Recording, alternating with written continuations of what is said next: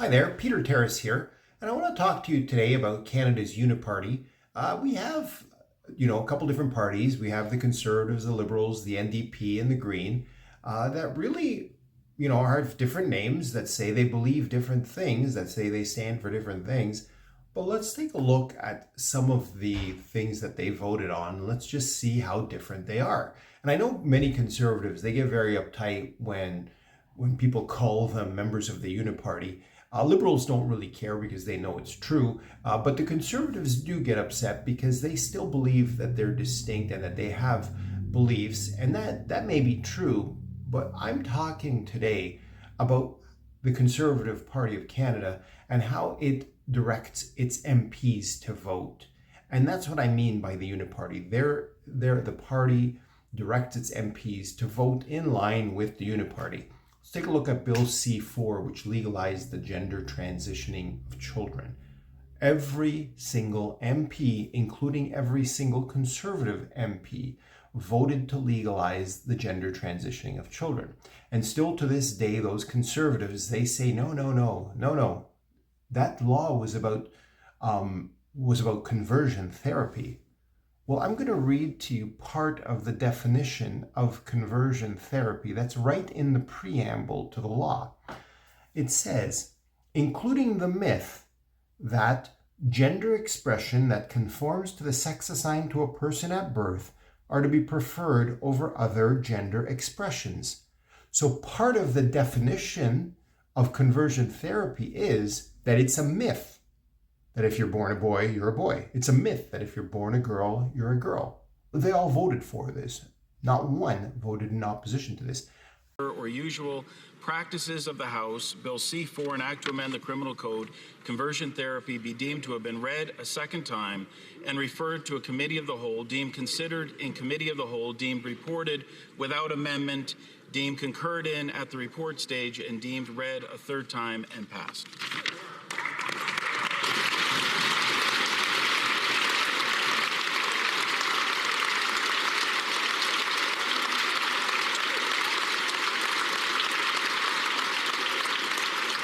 This being a hybrid sitting of the House, for the sake of clarity, I will only ask those who are opposed to the request to express their disagreement. Accordingly, all those opposed to the honourable member moving the motion will please say nay. Agreed. The House has heard the terms of the motion. All those opposed to the motion will please say nay. There being no dissenting voice, I declare the motion carried.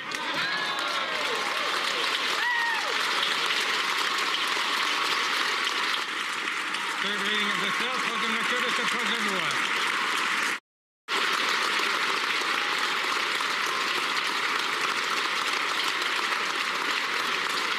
Let's look at another issue. How about abortion?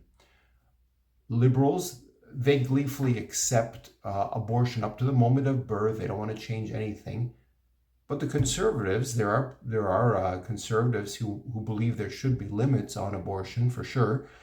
But the party has no interest in opening up the abortion debate to, let's say, limiting it to the first and second trimester. No, they want it to stay legal right up to the moment of birth. I can guarantee you there will be no laws restricting abortion passed when I'm Prime Minister.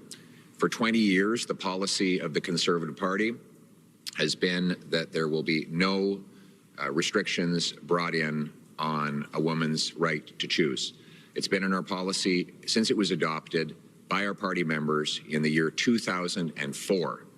So this is a 21-year policy adopted by our members and upheld at all of our subsequent conventions. So there will be no laws or other restrictions imposed on a woman's right to decide to do with her body as she wishes. And that is something that I am guaranteeing to you and to all Canadians. All parties believe euthanasia is good, and there's no problem with that in Canada. The Ukraine war. Conservatives, Liberals, NDP, Green, they've all voted to send Canadian taxpayer dollars to fund this war that was started in order to benefit the U.S. military-industrial complex. If you don't believe me, look up Professor Jeffrey Sachs. He explains it all in great detail, how This is a money laundering scheme, and we are patsies. Our government is sending our money there, and it's destroying our economy. But it's certainly and it's really not helping Ukraine either. Ukraine is being destroyed, and all their young men are being killed. Continue military assistance in any way our Ukrainian allies feel is helpful. It was the Conservative government that started Operation Unifier. The Trudeau government only reluctantly extended it, and Mr. Trudeau actually took away some of the areas we were sharing, like radar sat, some of the military intelligence we'd been sharing with Ukraine, and they flip-flopped on it. I want to see Canada stand as a strong, determined ally with Ukraine. Canada was the first country in the world to recognize the independent Ukraine under Prime Minister Mulroney. Mr. Harper stood up very strongly to Mr. Putin's aggression in Crimea. Mr. Trudeau doesn't even merit a phone call from President Biden and our allies. So Canada's absence is actually hurting the situation.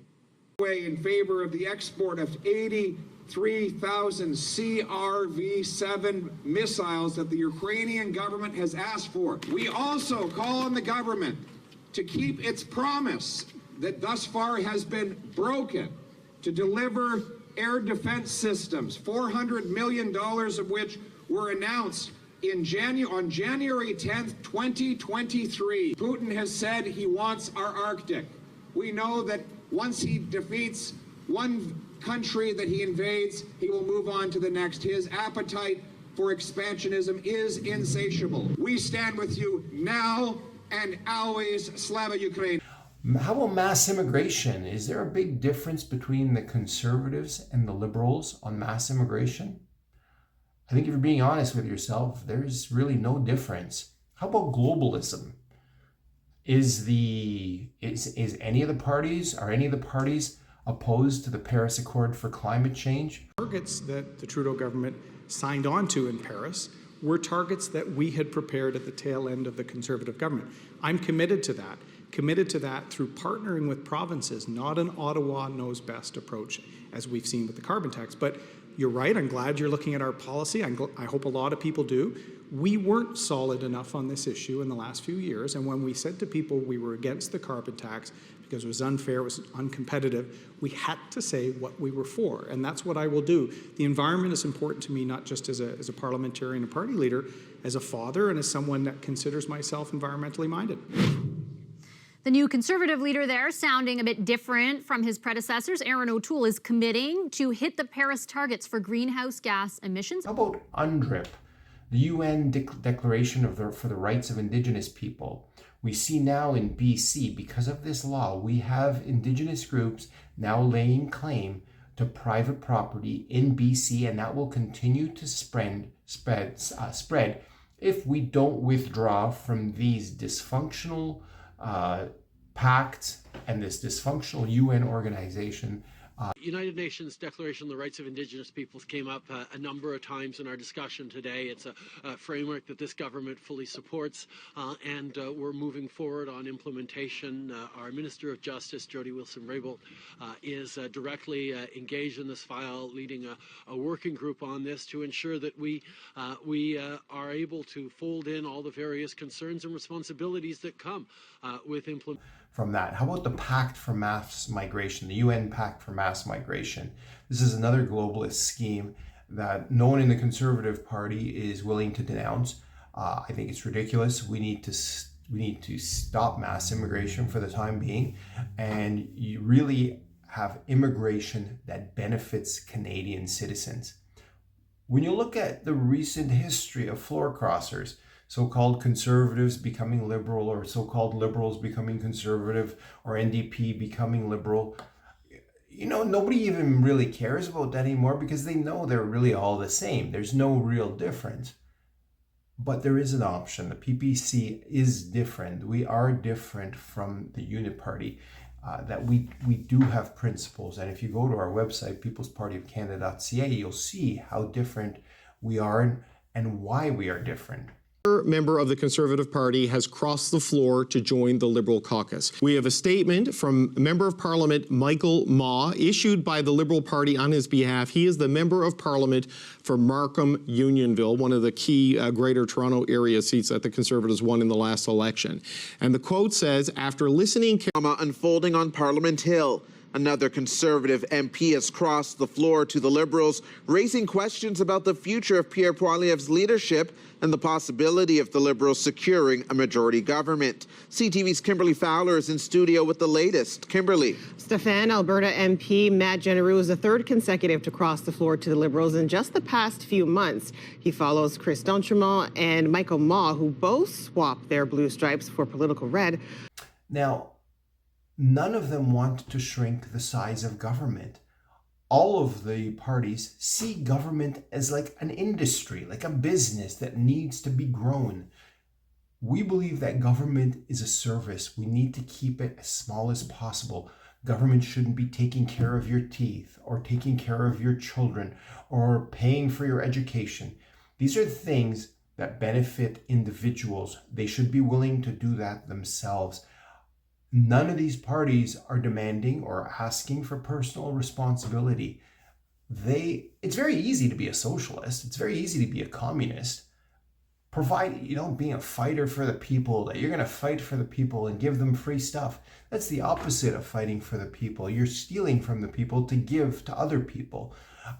When you fight for the people, you're actually trying to make government smaller, not make it bigger and give away more free things. That is not a fighter for the people. But you see that all the time, and it's quite annoying actually when they call themselves a man of the people or a fighter for the people, because he's trying to take from taxpayers to give to other people who don't deserve it. How about let's look at one more example of the Uni-Party and how they stood together. How they all stood together during the COVID-19 pandemic, during vaccines. We're all in this together, that the vaccine is 100% safe and effective. Aaron O'Toole, when he was the leader of the Conservative Party, he made ridiculous videos telling people to go out and get vaccinated. Same like the Liberals, and there's this famous video of all 5 of the leaders of the party standing together and saying they're all in this together, and they all looked, it was absolutely ridiculous video. It was a shame to be Canadian at that time. We're all in this together. And it shows when we stand hand in hand, Thank you, Mr. Speaker, and I'll be dividing my time with the Shadow Minister for Health, the MP for Calgary Nose Hill. This is an emergency debate so that Parliament can be seized with the lack of vaccines and the lack of an effective and consistent rollout of vaccines in a pandemic. But, Mr. Speaker, today the Prime Minister described the situation as things are in good shape. They all pushed fear over courage, and it turns out that the COVID-19 vaccines had a lot of side effects and a lot of people got injured from. I hope people look at the People's Party of Canada and what we stand for. And if you have any questions, please reach out to me. You can text me, call me, 289-241-7761. Thanks so much.